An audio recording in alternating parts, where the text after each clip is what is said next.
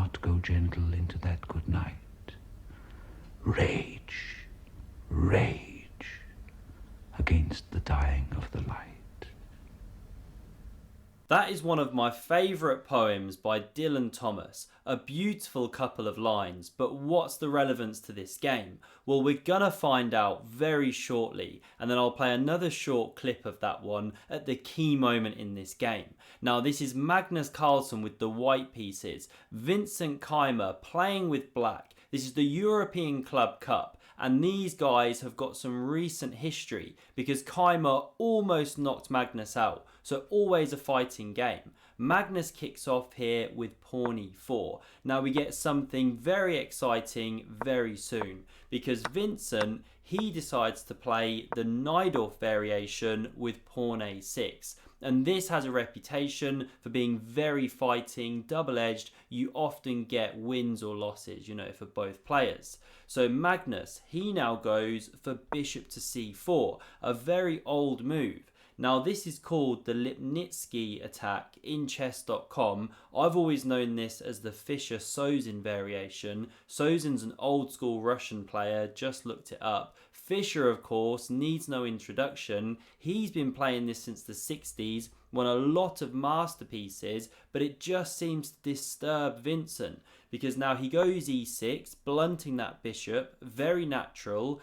a4 from Magnus, again a really natural looking move, although far from the most common actually. Everyone and his dog seems to play bishop b3 there, but Magnus goes his own way, loves the sidelines, and after bishop e7, both players castling, bishop e3, queen c7 hits the bishop, queen e2 covers, all very natural. We get bishop d7 to prepare knight c6 and then bring the bishop one day, a5 with the clamp, and Vincent does something which you very rarely see from 2700 plus players.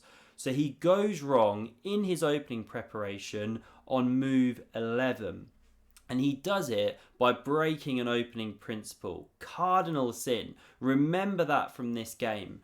Do not move a piece twice in the opening before you're developed, right? So what does Vincent do? He goes knight to g4, a mistake. Now he's heading for this bishop and also e5, but he should have just developed his knight to c6. Now why is this a mistake? Well, Magnus finds the best move to punish it. But first, what happens if you simply take that knight? Well, this is Vincent's idea. You pick up the bishop on c4 because you've distracted the queen. So coming back here, that's why Magnus didn't take the knight. Instead, he finds the thunderbolt move. Do pause if you want to look for this one. Very common tactical motif in these Sicilian positions. Magnus plays here. Well done if you found it. The awesome move of knight to f5. His noble steed charging into the position, and black's in a world of trouble, almost lost already. Now this move's exceptional because it puts the knight on a square where it looks like it shouldn't belong. It can be captured by a pawn, but it hits that unprotected bishop. So there's no time for black to flick in this move, for example, or you simply take with check, the king goes, and you pick up that piece and you're a piece ahead. And if instead you play the obvious move, which is pawn takes knight, well, this is where the combination gets really nice. You've just cleared the d5 square.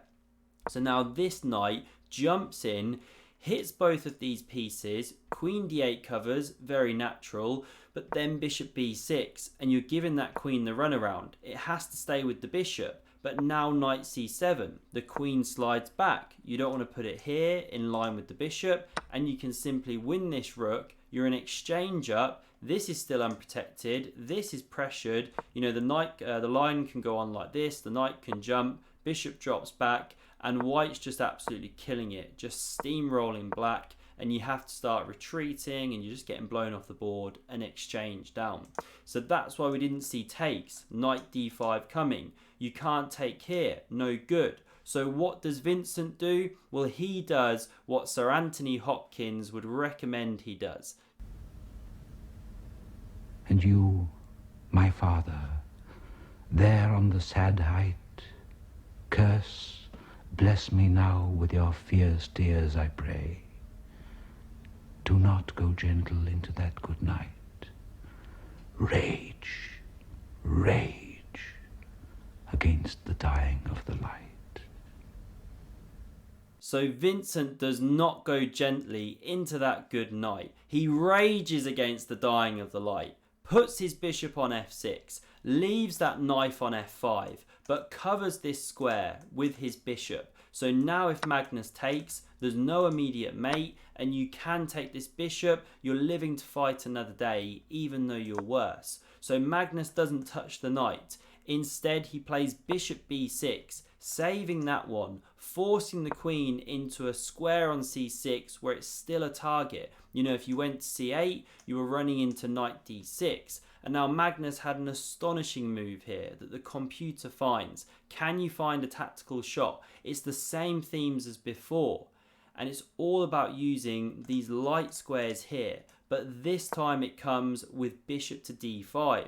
And after pawn takes, astonishingly, the queen is getting trapped. Its only logical square to retreat to is here, but then knight takes on d6. The queen's completely boxed in. The only way to unbox it is with bishop b5, counterattack here, and freeing the d7 square. And without keeping on clicking through the line, you can take, the queen's still attacked, and because it's got to go, you know, white emerges ahead here, you know, you do all this stuff and you're better basically when all the smoke clears. This is still hanging, this is hanging, etc. So that was an awesome shot that Magnum, no, he's not an ice cream, Magnus missed, but he went knight d4, still a great move, because now if you take with this bishop, well, we pick up the bishop pair, there's eyes on the king, the knight's attacked, no good retreat square. If you go e5, you're giving up this huge square here, it's horrible. So we see queen all the way back.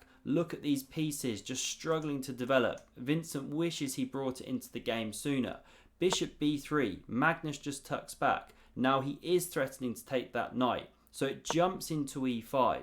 We get rook a d1, adding some defense here. f4 is on the card soon. And what to do? The computer wants bishop e8 to clear a retreat square here, try and get knight c6. But bishop d8 is played, logical, trying to exchange pieces, but f4. Magnus gets the steamroller out and starts bulldozing his way down the board. The knight drops back, and that is one miserable position. Now, if Vincent was trying to win some award for who can protect their queen the best, you know, he has this game in the bag. But that's not the aim of the game. You got to protect this guy. And if you cut the board in half, look at all the black forces, right? That king is short of defenders, and f5 really highlights this. Magnus now going for the throat. So we get bishop takes. Vincent is desperately trying to trade pieces. By the way, I haven't said his surname that much. Keymer. I'm not actually completely sure how to pronounce his surname. So if anyone speaks German or knows how to actually pronounce it, that would help. Because when I Googled it as well, brought this one up, and it says this is how you say it.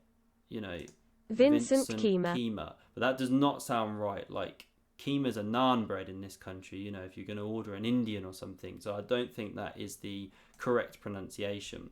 So I'm coming back here, if anyone can help me out. So Vincent now plays queen c5, activating his queen, looking at this rook unprotected and the pin. But queen f2, brilliant move, breaks the pin and also now eyes the black king. And there's horrible threats on the card. To take here, if pawn captures, we'll look at this pin down here. Or if bishop captures, well, this one's on it. So you have to react. f6 could also be a threat. And that's why Vincent plays this very ugly move, but he was short of options. The pawn recaptures, and now he goes bishop c6. Desperate for counterplay, cutting some of these important squares from knight jumps. And now f6 was played by Magnus, just ripping open that king. And look at the monster you created here when you played takes on f5. Now, of course, you can go g6, but then the dark squares are Swiss cheese. You know, who knows if this is coming one day, etc. So knight d7 was tried, finally developing that piece. Now Magnus takes here, the king recaptures, and a great move to really, open up the attack. Because if you start going check or something, king goes, but actually the queens are getting exchanged off. Or say you check like this, king goes and wins a pawn, but you're sort of cashing in too soon. Black can keep fighting.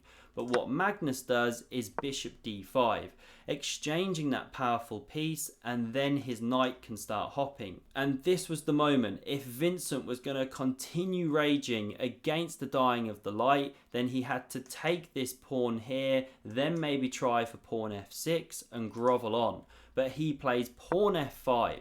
Not the most precise move. The evaluation bar on the left reacts because you're creating too much of a vacuum around the king, even though you're activating these pieces a bit more, giving them space and taking away some key squares. Because Magnus now takes, swaps black's most active piece other than the queen. We get queen recaptures, rook fd1, targets that pawn, the queen takes, and the knight begins springing into the position. Why don't we see takes here? Well, then there's knight c7. You hit the rook. It can't come to e8, at least not without being lost. There's also this check threat on the board to win this exchange. The whole position's collapsing.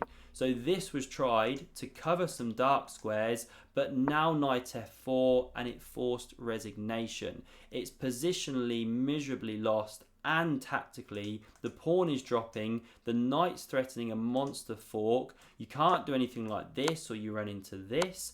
And if you try, say, queen e7, well, the pawn drops, the knight's still hit, there's still checking ideas, the king's still just way open, getting ripped to shreds. So it was not premature to resign in this position.